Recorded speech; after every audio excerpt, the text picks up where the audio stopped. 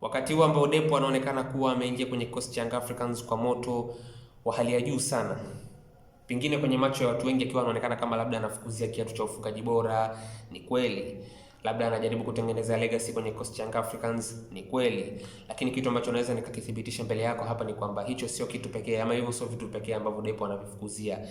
Depo ana vipengele vya mkataba ambavyo vinamhakikishia pesa ya ziada kwa kila goli ama assist ambayo atakuwa anachangia kwenye kikosi cha Young Africans. Na hii ni kwa muktadha ambao Young Africans walijaribu kuutengeneza wa kumpata Depo huko alikotoka.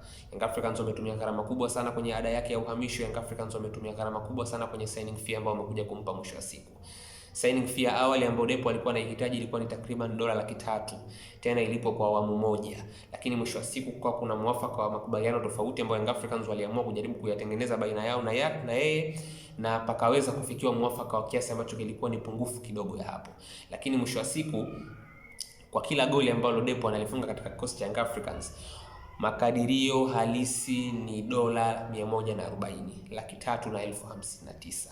Na kwa kila assist ambayo anaitoa kwenye kikosi cha Young Africans, makadirio ni kwamba anaweza akawa anapokea takriban $75 ambao ni sawasawa na shilingi 192. Sasa hichi ninachokwambia hutokuja kukisikia sehemu yoyote kikitajwa, wala hivi sio vitu ambavyo vinakuja kuwekwa hadharani mwisho wa siku. Lakini mimi kwa nafasi yangu, kwa sababu ninapata taarifa za karibu zaidi kuhusu hivi vitu, na kuja kuviweka bayana kwenu nyinyi. Lakini nitakupenda na mifano mingine pia ili uweze kupata picha pana ya hichi ninachokizungumza. Luis Jose Miquissone kwenye mkataba wake ambao alikuja kusaini na Simba kwa mara ya pili alipokuwa anatoka katika klabu ya Al Ahly mara baada ya kutoka kwa mkopo kwenye klabu ya Abha ya kule Saudi Arabia, ligi daraja la kwanza, Simba waliweka kipengele cha $200 kwa kila goli ambalo Luis Miquissone angefunga na $100 kwa kila pasi ya usaidizi ambao angeitoa kwenye kikosi cha Simba. Hichi ni kipengele ama hivi ni vipengele viwili ambavyo viliambatanishwa kwenye mkataba Luis Jose Miquissone kwenye stint yake ya pili kwenye kikosi cha Simba. Wakati huo akiwa anakunja shilingi milioni 52 kwa kila mwezi. Walimwekea kwamba kila goli utakalofunga $200, kila assist utakayotoa mapasi ya usaidizi ni $100. Faisal Salum Abdallah Feitoto, mkataba wake uliopita, sio huu aliosaini mpya, mkataba wake uliopita ulikuwa na kipengele cha kupata shilingi milioni 20 kwa kila mwaka endapo angefikisha magoli 10 kwenye kikosi cha Azam. Yaani akifunga magoli 10 tu kwa mwaka husika, yakihesabiwa yakifika 10, basi kulikuwa kuna kipengele cha kupewa shilingi milioni 20 kwenye mkataba wake ambao alikuwa nao kwenye kikosi cha Azam, mkataba wake uliopita. Lakini pia kwa wale ambao hawafahamu, hizi ni za ndani na kupa zaidi.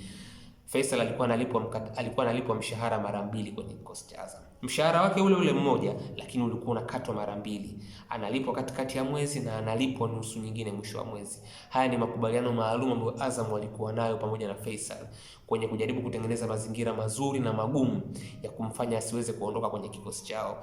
Na unaweza kuwa unajiuliza hili swala pengine la kujaribu kuweka hii milioni 20 kwamba kwa kipindi cha mwaka mmoja, nayo lengo ni kujaribu kumfanya mchezaji awe na malengo ya muda mrefu na asifikirie kuondoka mwisho wa siku. Kwa sababu mwaka umeanza mpaka dirisha kubwa linafika, labda nimefunga magoli 7.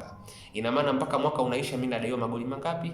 Magoli 3. Kwa katika hali ya kawaida mchezaji anajua kabisa nikifunga goli zingine 3 tu nina uhakika kwenda kuitrigger milioni 20 kwenye mkataba wangu.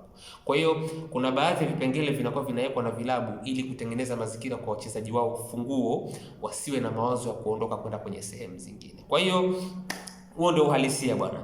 Depo anafunga kwa legacy, anafungia viatu vya ufungaji bora, lakini kitu ambacho naweza nikaja hapa na kukuhakikishia pia ni kwamba Depo anafunga kwa sababu mikataba yao hawa wachezaji haishi kwenye mishahara. Hata kuja mtu kukwambia. Wachezaji wengi ambao ni muhimu, wanaosajiliwa kwa gharama kubwa, wanaoletwa kwa maslahi makubwa kwenye hivi vilabu, wanawekewa vitu vya ziada vingi kwenye nafasi zao ili kuhamasisha performance bora kutoka kwao na timu ziweze kufaidika kutokana na uwezo wao.